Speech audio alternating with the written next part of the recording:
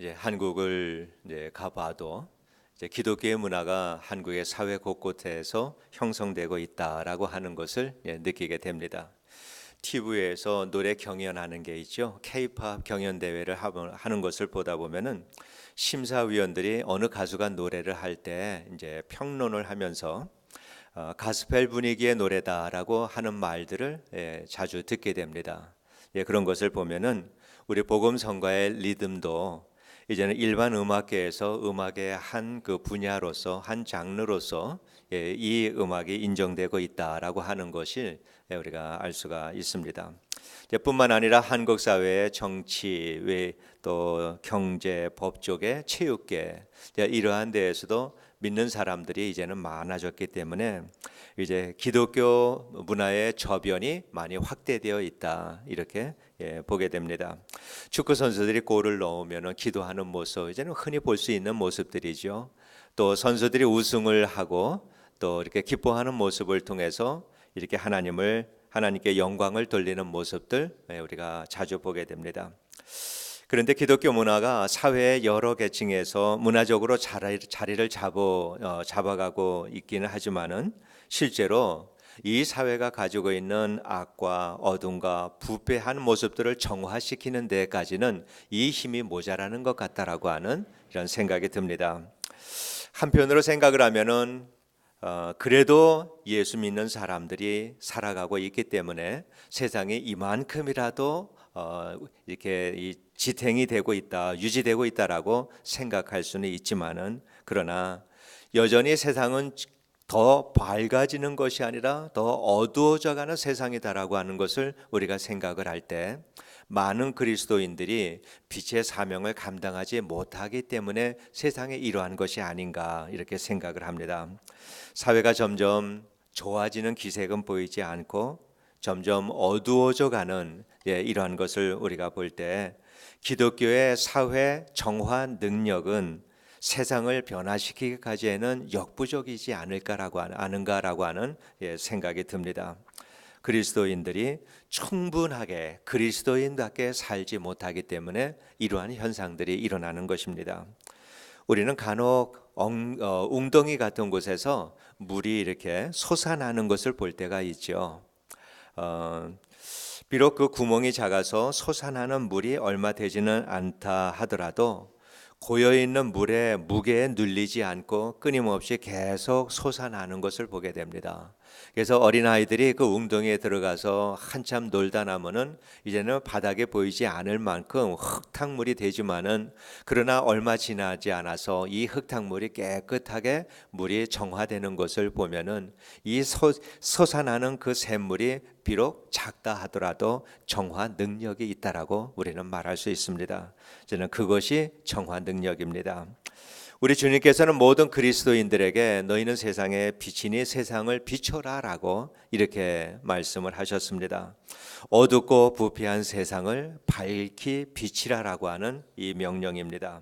이 말씀은 세상의 복음을 전해라라고 하는 이 말씀도 그러한 의미도 있지만은 세상 사람들이 우리가 살아가는 그 모습을 보면서 자기들이 사는 방식보다 훨씬 더 좋아 보이고 의미 있어 보이고 행복해 보이고 그래서 우리가 살아가는 모습을 보면서 자신들의 삶의 변화를 일으키도록 하라라고 하는 것이 너희가 세상의 빛이다라고 말씀하시면서 이 세상에 빛을 비추라라고 하시는 주님의 명령의 의미가 거기에 있다라고 그렇게 믿습니다.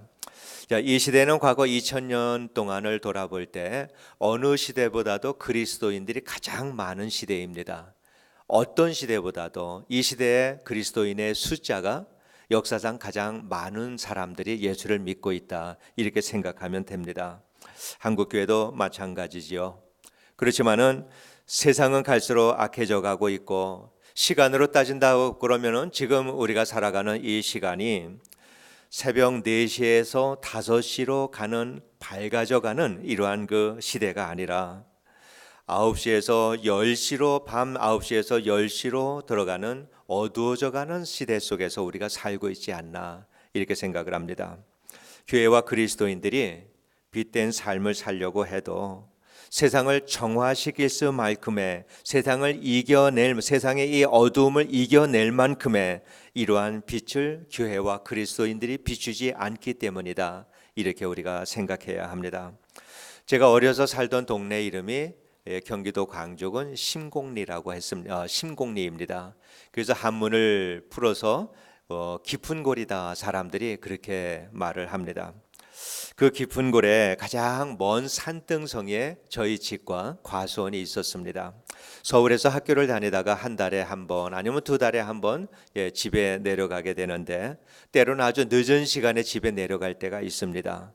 그러면은 그때는 동네 앞을 지나가는 시외버스도 다 끊기고 큰 정류 시내버스 정거장에서 종점에서 집에까지 걸어가야 되는데 상당히 먼 거리입니다.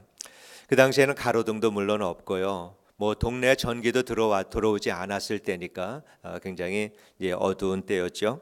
달빛이 밝으면 참 좋습니다. 걸어가기도 참 좋은데 그렇지 않고 어둡거나 비가 올 때 그 길을 걸어가기는 대단히 힘든 길이었습니다. 또 가장 싫어하고 무서운 길이 있었는데 길가에 조금 떨어진 곳에 죽은 사람 장례 지낼 때 시골에서 쓰는 행여 나갈 때 쓰는 이렇게 행여 나가는 그 도구들이 있잖아요. 그 가마도 있고 도구들이 있는데 그거를 놔두는 아주 허름한 집이 있습니다. 아주 그 옆에 지나가려면 등골이 오싹합니다. 아주 그것 때문에 많이 무서워했습니다. 그런데 동네 어귀에 돌기만 하면은 저 멀리 산등성이에서 조그만 불빛이 비치는 것을 보게 됩니다. 그게 저희 집입니다. 낮에는 저희 집이 보이지도 않아요. 조그맣기 때문에 보이지도 않고 과수원만 보이게 되는데 그러나 밤에 아들이 오기를 늦은 밤까지 기다리는 어머니가 그 석유 등잔불 켜놓고 기다리시는데 그 석유 등잔불 불빛이 그렇게 동네 어귀에서조차도 보일 만큼 빛을 비친다라고 하는 것입니다. 산 위의 동네가 숨겨지지 못할 것이다 라고 하는 이 주님의 말씀을 읽을 때마다 제 마음에 떠오르는 오래된 그림과 같은 그러한 그 추억입니다. 지금 이 시대는 멀리서도 진리의 빛을 볼 수 있을 만큼 충분히 어두운 시대입니다. 이 시대는 참으로 어두운 시대입니다. 우리가 한 세대 전을 돌아보아도 한 시대 전과 오늘날 이 시대 어떻게 이렇게 빨리 이 시대가 어두워져 갈 수 있을까? 이렇게 생각할 만큼 시대가 너무나 빠르게 어두워져 가고 있습니다. 그러면서도 밝아질 기미가 보이지를 않는 것이 이 시대입니다. 그래서 교회와 그리스도인들은 이 세상의 악이 교회 안으로 들어오지 못하도록 막아내는 일에 모든 힘을 다 쓰고 있는 것 같은 그러한 느낌이 듭니다. 오늘도 이 아침에 이메일이 와서 하나를 봤는데 신천지 조심하라고 하는 말씀입니다. 이 지역에서 신천지가 굉장히 활동을 또 재개해서 활발하게 이렇게 활동을 하고 있습니다. 그래서 교회들 보면은 신천지 사람들 출입 금지 써붙이고 있죠. 또 동성애 문제가 얼마나 심각합니까? 또 교회가 다원주의로 흘러가기 위해서 얼마나 교회에서 또 노심초사하고 있습니까?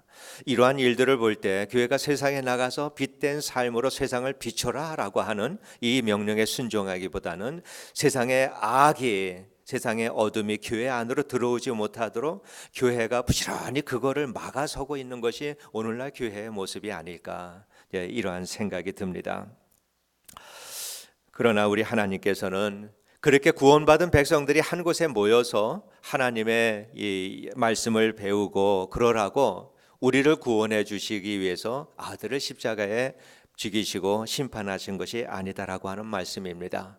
우리 하나님께서는 세상에 있는 모든 어둠 속에서 살아가는 세상 사람들을 구원하기 위해서 우리를 먼저 구원하시고 우리를 그들에게 보내서 그들도 우리와 같이 진리 가운데서 살도록 하나님께서 우리를 구원해 주셨습니다.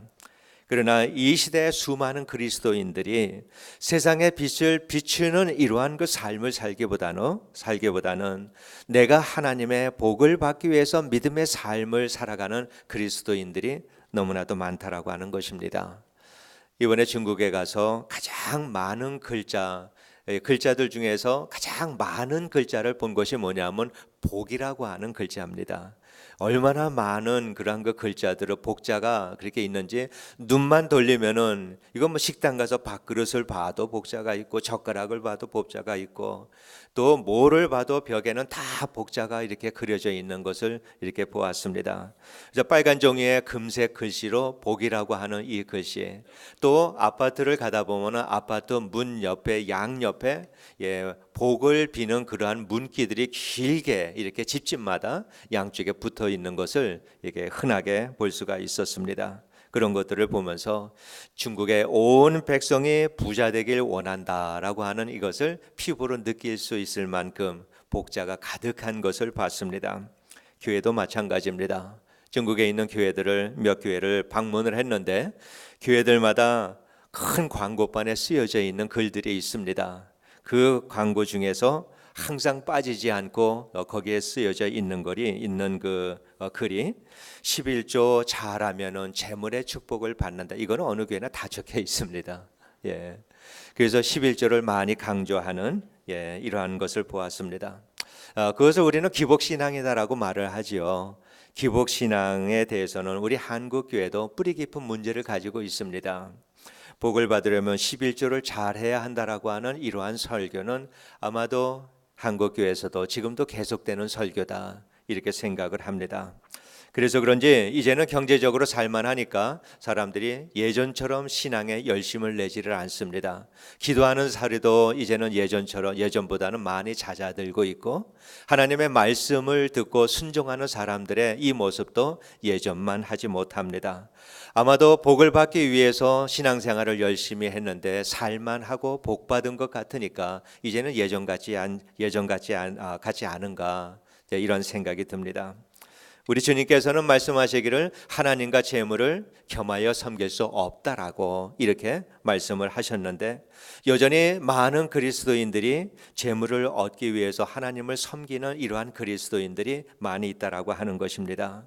물질에 대한 사람들의 욕망이 여전히 그리스도 이 기독교의 신앙을 넘어서지 못하는 사람들, 이러한 사람들이 참으로 많이 있습니다.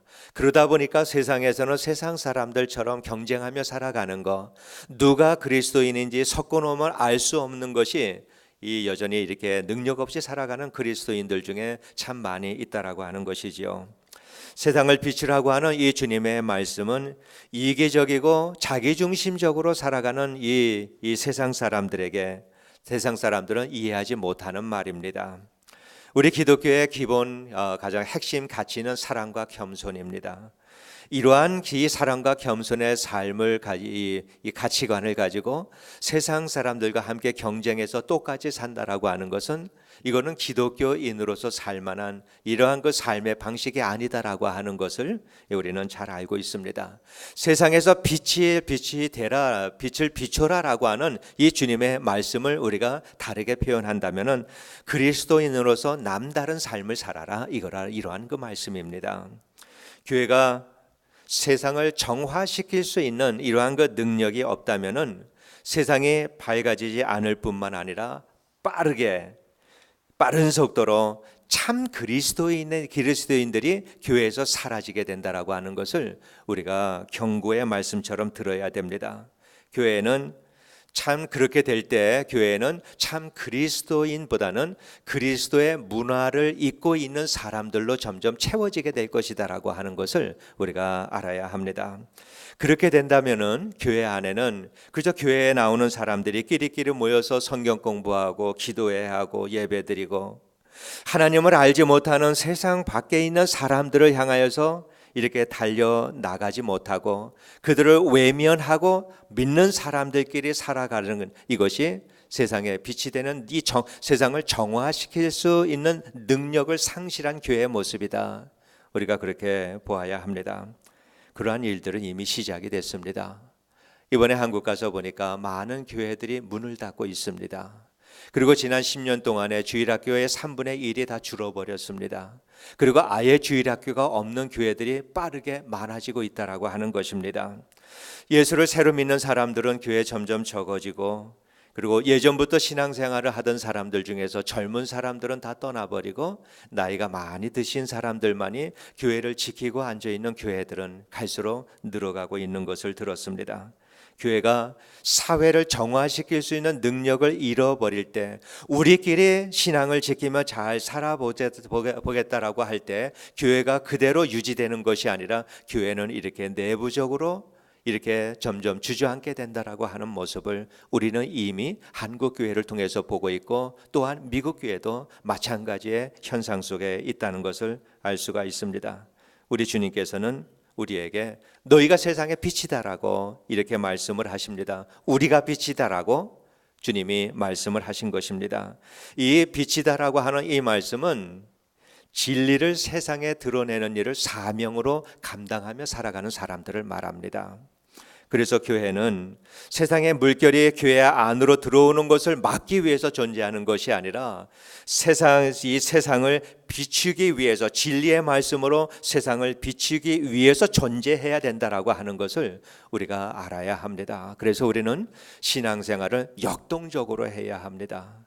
항상 달려나가고 세상을 다스리고 정복하라라고 하는 이 주님의 말씀 따라서 우리는 세상을 싸워서 영적으로 이기고자 하는 이러한 마음을 가지고 우리는 세상으로 달려나가는 이러한 삶을 살 때 오늘 우리가 이 교회를 유지할 수 있게 된다라고 하는 말씀입니다.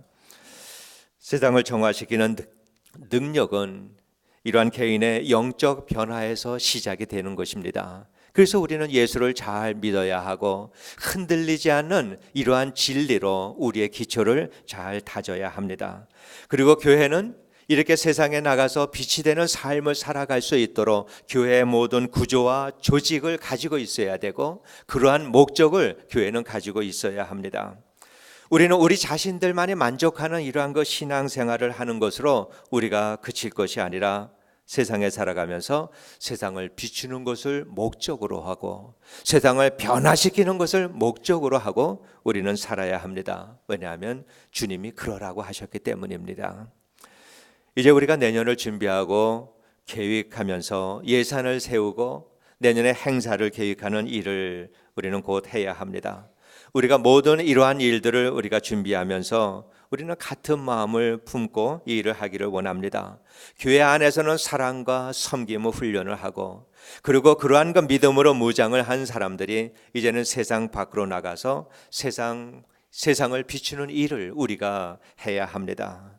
그런데 이 일이 너무나도 어렵습니다. 모든 그리스도인들이 당연히 이 일을 해야 하는데 이 일이 어려운 것은 대부분의 그리스도인들이 하지 않기 때문에 이 일이 어려운 것입니다. 여러분, 우리는 이것을 시작을 해야 합니다. 이 일에 우리는 도전을 해야 합니다. 사람들이 생각하는 이러한 교회다라고 하는 이러한 것이 아니라 주님이 원하시는 교회는 어떤 교회인가? 주님의 몸된 교회를 회복하기 위해서는 우리는 무엇을 해야 하고, 오늘 우리는 그 주님의 몸된 교회 회복을 위해서 장애가 되는 것이 무엇인지, 우리 교회에서는 무엇을 내버려야 하는지, 우리는 그러한 눈을 가지고 세상에 빛이 되라라고 하는 주님의 말씀을 감당하려고 할 때 우리 교회는 조금씩 새로움을 잊게 될 줄로 그렇게 확신을 합니다. 이 일에 우리 모두가 도전할 수 있게 되기를 원합니다. 우리가 시작하고 노력을 하면은 그만큼 우리는 지난해보다는 더 나은 이러한 교회로, 새로운 교회로 우리가 만들어가게 될 것입니다. 우리는 성경적으로 회복된 교회를 우리 다음 세대들에게 물려주어야 합니다.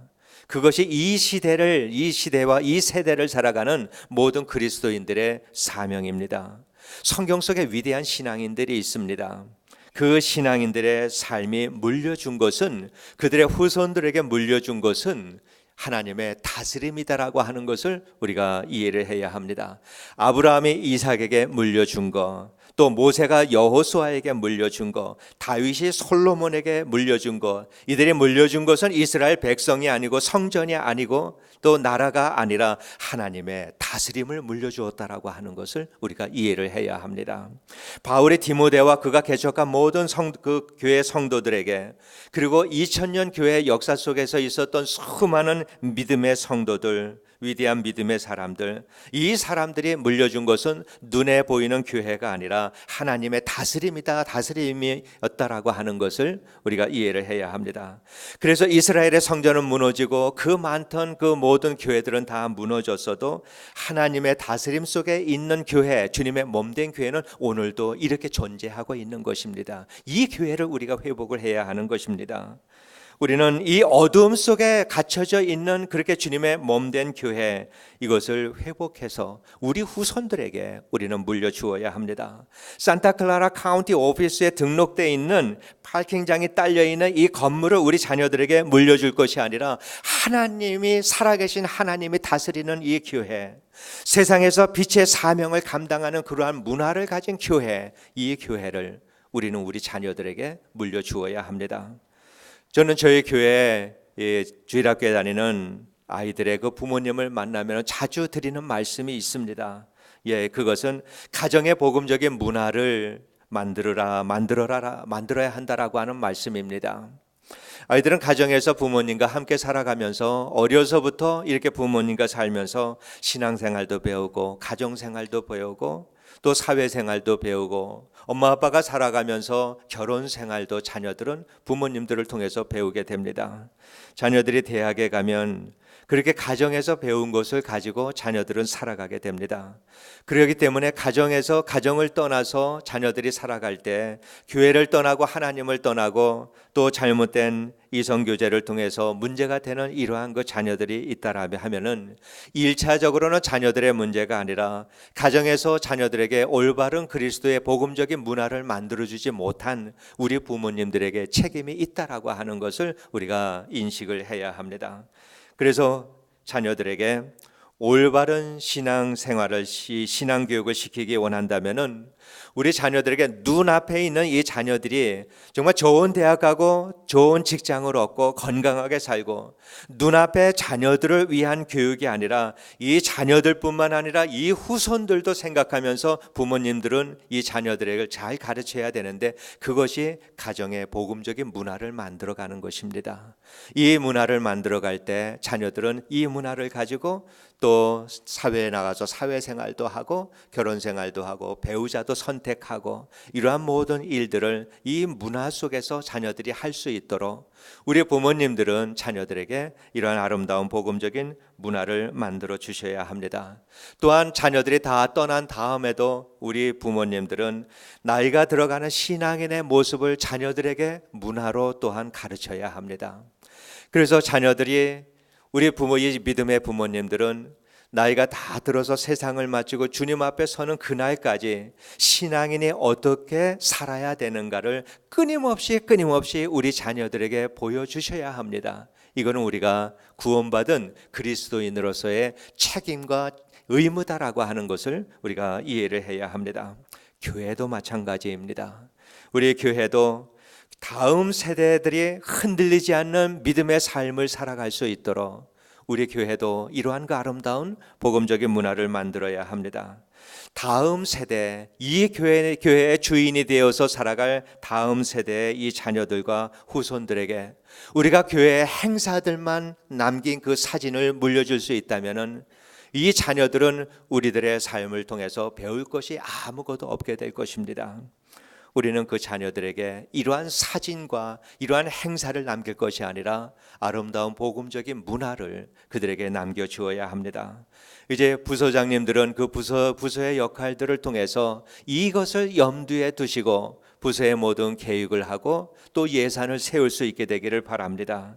내년도 예산과 계획을 세우면서 그저 예전에 하던 대로 구습에 쫓아서 우리가 할 것이 아니라 어떻게 하면 주님의 몸된 교회를 위하여서 우리가 어떤 일을 해야 할 것인가, 어떠한 분명한 이러한 그 한 가지 목적을 가지고 모든 예산을 세우고 또 행사를 집행하고 또한 우리 모든 성도님들께서는 어떻게 하면 주님의 몸된 교회가 다른 교회와 다르게 정말 아름다운 주님이 말씀하시고 기대하시는 이러한 교회를 만들어갈 수 있을까? 어떻게 하면 내가 나의 이 순종과 충성을 통해서 그러한 교회를 만들어가는데 쓰임 받을 수 있을까? 우리는 이러한 일에 있어서 누구를 바라보는 것이 아니라 누구를 모방하는 것이 아니라 기도하고 엎드려서 주님께 기도할 때 주님께서 주시는 창조적인 그러한 그 생각을 가지고 우리는 서로 마음과 뜻을 합해서 참으로 주님이 보기에 아름다운 그러한 교회를 만들어가는 일에 우리가 한 마음 한 뜻이 되어야 할 줄로 믿습니다. 그래서 우리 교회는 사람들을 정화시키는 능력을 가진 교회가 되어야 하고, 새롭게 우리 교회에 방문을 하신 분이 있다 하더라도 이 교회는 뭔가 다르네라고 하는 것을 즉시 알아차릴 수 있을 만큼, 그래서 교회의 이 복음적인 문화에 쉽게 동화될 수 있도록 사람의 삶을 정화시키는 복음적인 문화를 우리가 가질 수 있도록 이 일에 우리 모든 성도님들께서 함께 참여하시고 협력해 주실 것을 부탁을 드립니다. 여러분, 우리가 예수를 믿는 사람으로서 우리가 살아갈 때 세상에서 살면서 헌신적으로 착한 사람으로, 좋은 사람으로 이렇게 인정받으며 살아가는 것이, 이것이 주님이 원하시는 것이 아니라 너희는 세상에 비치고 너희 빛을 사람 앞에 비춰서 사람들로 하여금 하나님께 영광을 돌리게 하라, 이것이 우리들이 살아야 되는 삶의 방식이고 목적이다라고 하는 사실을 우리가 분명히 이해를 해야 합니다. 한 사람으로서 우리는 믿는 사람으로 착하게 사는 일 사람들은 많이 하고 있습니다. 그럼에도 불구하고 변화는 일어나지 않았다라고 하는 것입니다. 그것이 옳은 방식이다라고 할 때, 만약에 그것이 옳다라고 하면은 우리 믿는 사람들이 그들이 속한 직장에서 그리고 대인 관계 속에서 상당히 중간 이상의, 평균 이상의 착한 삶을 살아가는 사람들입니다. 그리스도인들은 대개 착한 일을, 좋은 일들을 많이 합니다.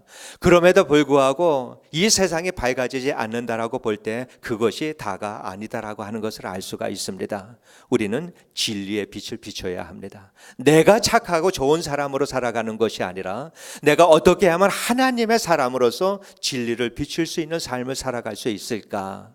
우리는 이러한 삶을 주님의 말씀대로 우리가 살아야 합니다. 우리가 사는 그 모습을 통해서 내 옆에 있는 사람들의 삶에 변화가 일어날 수 있도록 살아가는 것, 이것이 빛으로 빛을 비추며 살아가는 그리스도인의 삶입니다. 내가 그리스도인으로 살아가는데 내 옆에 있는 사람들이 생각이 바뀌고 태도가 바뀌는 것입니다. 이게 빛으로 사는 것입니다.